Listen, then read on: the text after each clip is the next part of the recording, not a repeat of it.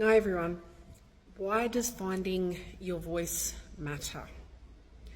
Why is the warrior heart worth it?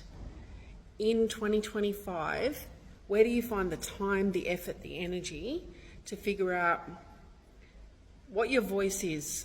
Why does it matter? How do you say what you need to say? When so many people are in survival mode and just fighting to exist in the world with the reality of where things are at and just the weight of being in the world and existing. This is for people who are ready to move beyond existing. This is for people who are ready to move beyond survival and pain as drivers of how they show up in the world.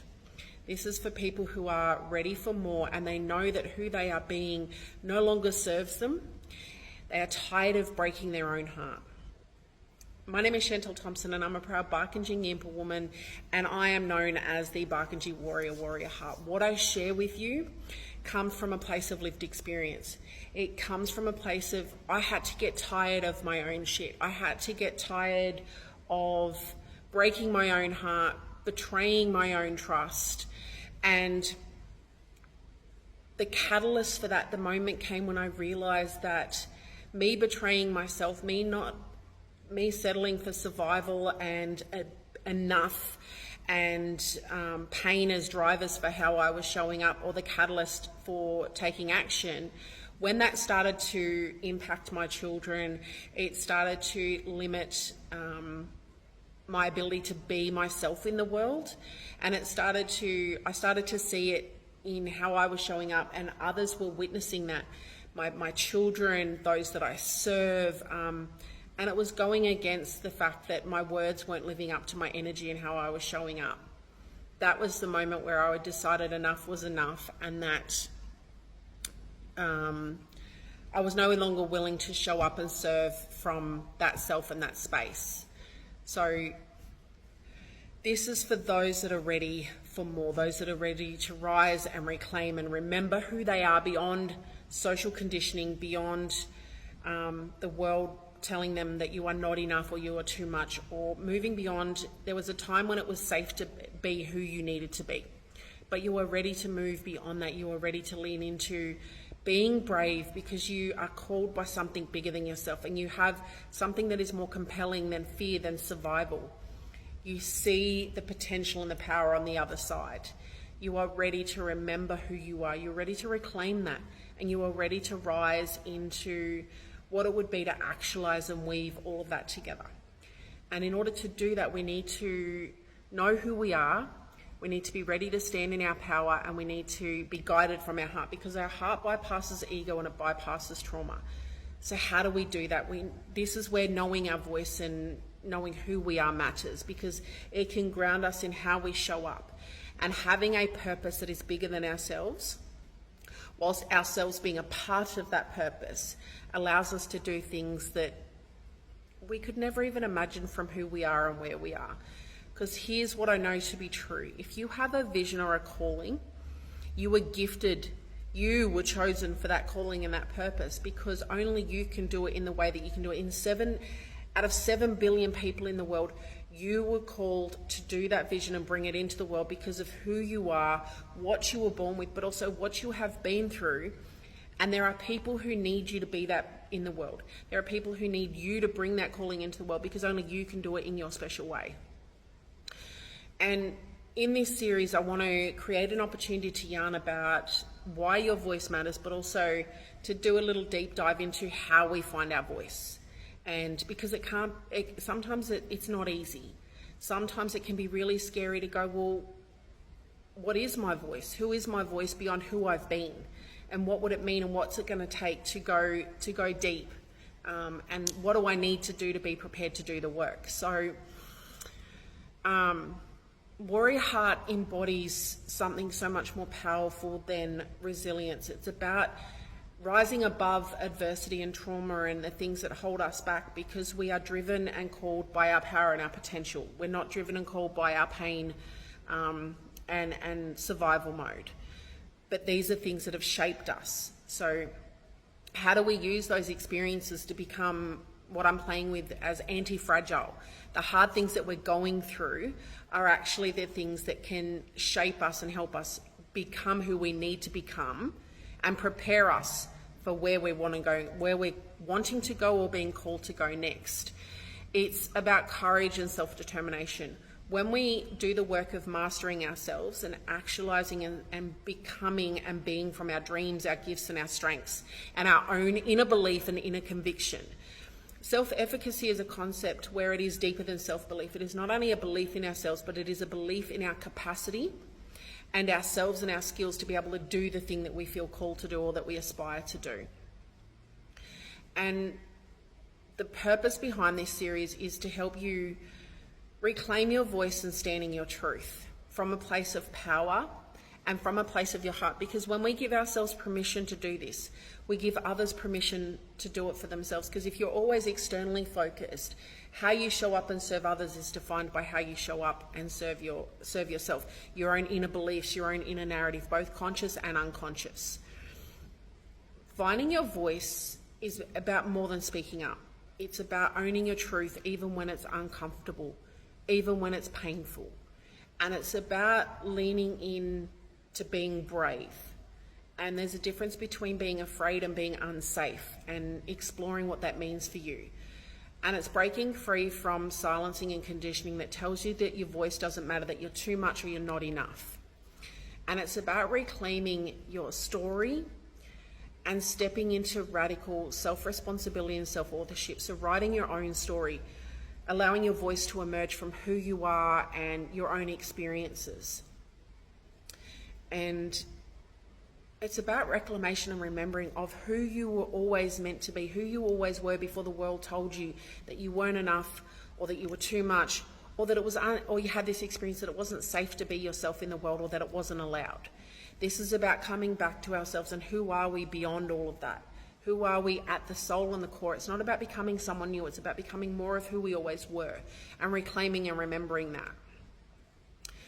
And the journey to finding your voice is a layered journey that unfolds.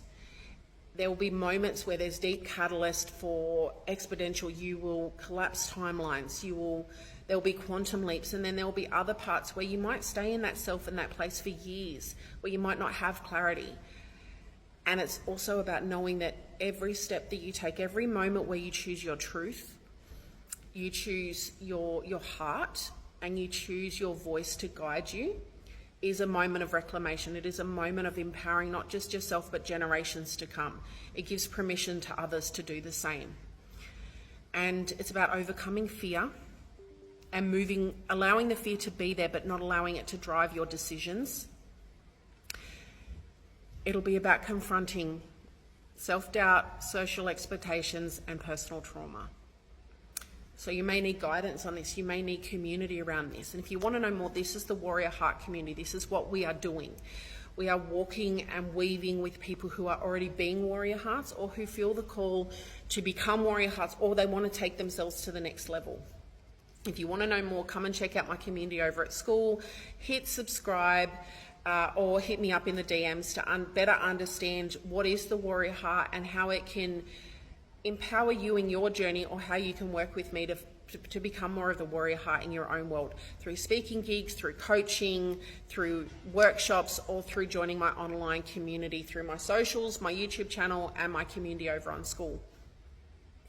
It's about your cultural identity and self-trust and self-respect, like embracing who you are and where you come from. It's about cultural sovereignty, identity sovereignty. And it's about moving away from the trauma toxic versions of obligation and identity and being with yourself in that truth.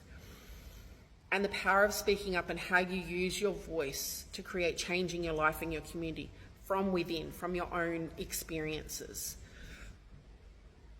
Because there is a power in speaking up, but it's also about knowing when to speak up and how to speak up in a way that meets your truth, that in a way that leans into being brave, but also being mindful of safety, because that is important when we speak up. But also being prepared and ready for what may come from speaking your truth into the world. Not taking responsibility for how other people perceive your truth and how you choose to share it.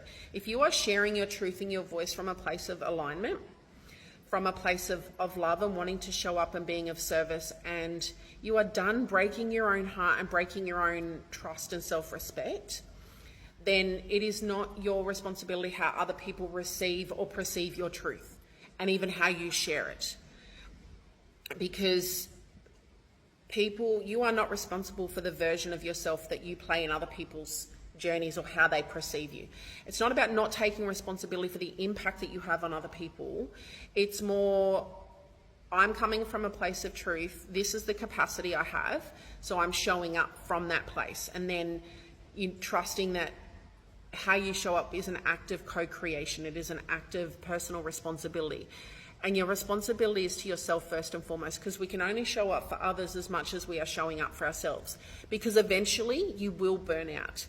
Eventually you will lose yourself. Eventually you will diminish or hide or disconnect from parts of yourself in order to be the version of yourself that is acceptable to others. And yet that comes with consequences. And in the long run, do you want your life and your own experience to be beneficiaries of how you're showing up in your truth, or to be collateral damage? Because I'm done breaking my own heart. I'm done breaking my own trust. And I also accept from very painful experience that my truth may not resonate with others in my world. And it may mean that me being in my truth is being willing to risk losing other people and walking away from old dreams and old selves and old relationships that no longer serve, or probably never served, my truth and my voice. This series will guide and challenge and empower you to, I guess, understand how to start to find your voice, but also why it is worth it, but also preparing you for what that could mean in taking on this journey. But also allowing yourself to do it in a way that is in alignment with who you are, the season that you're in, and the capacity that you have. And you don't have to do it alone. If you'd like support, reach out and let me know. And let me know that this resonated with you, and I can serve how I can help you, whether it's in a one-on-one, in a coaching capacity, a workshop, and this could be for your personal transformation and empowerment, or in a work setting. Because I truly believe that the more warrior hearts we have in the world, the more we lead and serve from our heart, the further we can go, the further we can empower others, but through our own self-sustainability. And it's about small steps. It's about not defining the step that you take, no matter how big or small it may feel. That one step could be the catalyst for a quantum leap or a collapsing of timelines.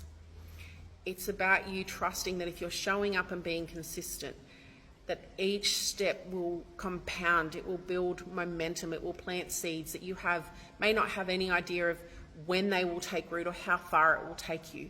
But it's trusting that the bigger vision, the bigger journey is worth it. So what has kept you from owning your own voice?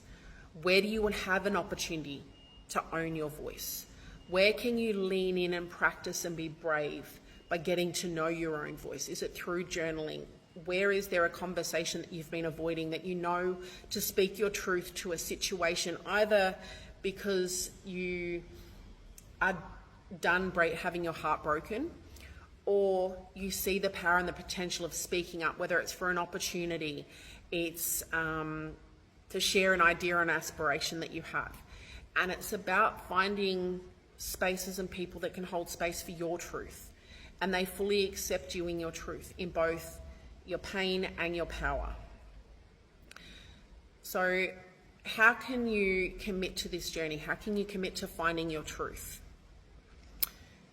Please share your experiences, comment, share, subscribe. Come and join my community over on School. It's a gifted community, aka free, where we are bringing together and weaving together warrior-hearted people, warrior-hearted energy, people who are done playing small, they're done not being enough or being too much, and they're not compelled by their survival or their pain. They're more compelled by the power and the potential that comes from owning your heart. Here's to the warrior heart and owning your voice.